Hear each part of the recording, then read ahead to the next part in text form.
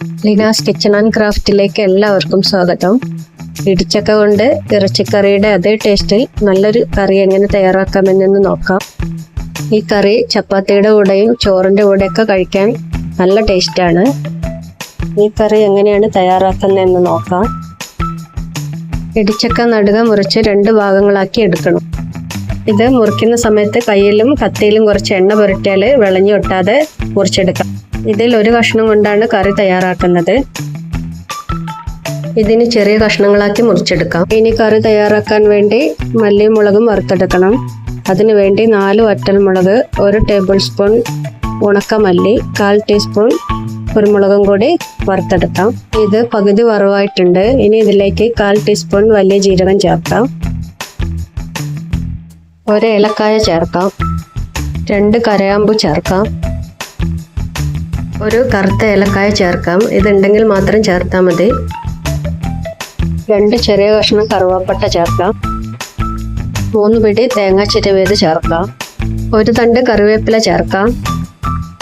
2 ചെറിയ ഉള്ളി ചേർക്കാം. 1 വെളുത്തുള്ളി അല്ലി ചേർക്കാം. ഇനി ഇതെല്ലാം കൂടി നല്ലതുപോലെ വറുത്തെടുക്കണം. ഇപ്പോൾ തേങ്ങ ബ്രൗൺ കളർ ആയിട്ടുണ്ട്. ഇനി ഗ്യാസ് ഓഫ് ചെയ്ത് ഇത് തണുക്കാനായിട്ട് മാറ്റി വെക്കാം. തേങ്ങ തണുത്തതിന് ശേഷം മിക്സിയുടെ ജാറിലിട്ട് ഇത് ഒതുക്കിയെടുത്തിട്ടുണ്ട്. ഇനി കുറച്ച് വെള്ളവും കൂടി ചേർത്ത് ഇത് നന്നായി അരച്ചെടുക്കാം. ഈ അരച്ചെടുത്ത തേങ്ങ ഇനി മാറ്റി വെക്കാം. ഇനി ഒരു കുക്കറിൽ 1 ടേബിൾ സ്പൂൺ എണ്ണ ഒഴിച്ച് ചൂടാക്കിയെടുക്കാം. ചൂടായ എണ്ണയിലേക്ക് 1 ടീസ്പൂൺ ഇഞ്ചി ചെറുതാക്കി മുറിച്ചത് ചേർക്കാം. 1 ടീസ്പൂൺ വെളുത്തുള്ളി ചെറുതാക്കി മുറിച്ചത് ചേർക്കാം. ഇതിൻ്റെ പച്ചമണം മാറുന്നതുവരെ ഇതൊന്ന് വഴറ്റിയെടുക്കാം. ഇനി ഇതിലേക്ക് 2 സവാള ചെറുതാക്കി മുറിച്ചത് ചേർത്ത് കൊടുക്കാം. ഇനി ഇതെല്ലാം കൂടി നല്ലതുപോലെ വഴറ്റിയെടുക്കണം. ഇനി ഇതിലേക്ക് 2 പച്ചമുളക് നടുകെ മുറിച്ചത് ചേർത്ത് കൊടുക്കാം. ഇനി 1 തക്കാളി ചെറിയ കഷ്ണങ്ങളാക്കി മുറിച്ച് ചേർത്ത് കൊടുക്കാം. ഇനി പാകത്തിനുള്ള ഉപ്പ് ചേർത്ത് കൊടുക്കാം. ഇനി ഇതെല്ലാം കൂടി നല്ലതുപോലെ വഴറ്റിയെടുക്കണം. ഇനി 1/4 ടീസ്പൂൺ മഞ്ഞൾപ്പൊടി ചേർക്കാം. ഇനി ഇതെല്ലാം കൂടി നല്ലതുപോലെ വഴറ്റിയെടുക്കാം.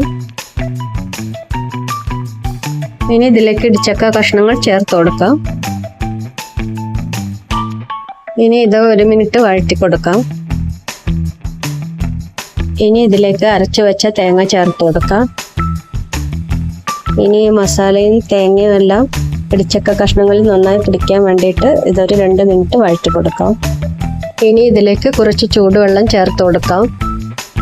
1 തണ്ട് കറിവേപ്പില ചേർക്കാം. ഇതൊന്ന് മിക്സ് ചെയ്ത് കൊടുത്തതിന് ശേഷം അടച്ചു വെച്ച് വേവിച്ചെടുക്കാം. 1 വിസിൽ അടിച്ചതിന് ശേഷം ലോ ഫ്ലെയിമിലാക്കി ഒരു 5 മിനിറ്റ് കൂടി ഇത് വേവിച്ചെടുത്തതിന് ശേഷം തുറന്നതാണ്. ഈ കഷ്ണങ്ങൾ അമർത്തി നോക്കുമ്പോൾ ഇത് ഉടഞ്ഞു വരുന്നുണ്ട്. ഇപ്പോൾ കഷ്ണങ്ങളെല്ലാം വെന്ത് കറി റെഡി ആയിട്ടുണ്ട്. ഈ ചക്ക സീസണിൽ തയ്യാറാക്കാൻ പറ്റിയ നല്ല ടേസ്റ്റി ആയൊരു ഇടിച്ചക്ക കറിയാണിത്. എല്ലാവരും ഇങ്ങനെ ഒന്ന് ട്രൈ ചെയ്ത് നോക്കണം. ഞങ്ങളുടെ ഇന്നത്തെ ഈ റെസിപ്പി നിങ്ങൾക്ക് ഇഷ്ടമായെങ്കിൽ ഞങ്ങളുടെ ചാനൽ സബ്സ്ക്രൈബ് ചെയ്യുക, ലൈക്ക് ചെയ്യുക, ഷെയർ ചെയ്യുക. സബ്സ്ക്രൈബ് ചെയ്യുമ്പോൾ ബെല്ലൈക്കൺ കൂടി പ്രസ് ചെയ്ത് ഓൾ ഓപ്ഷൻ കൂടി എനേബിൾ ചെയ്യണം. എങ്കിൽ മാത്രമേ ഞങ്ങളുടെ പുതിയ വീഡിയോയുടെ നോട്ടിഫിക്കേഷൻ നിങ്ങൾക്ക് ലഭിക്കുകയുള്ളൂ.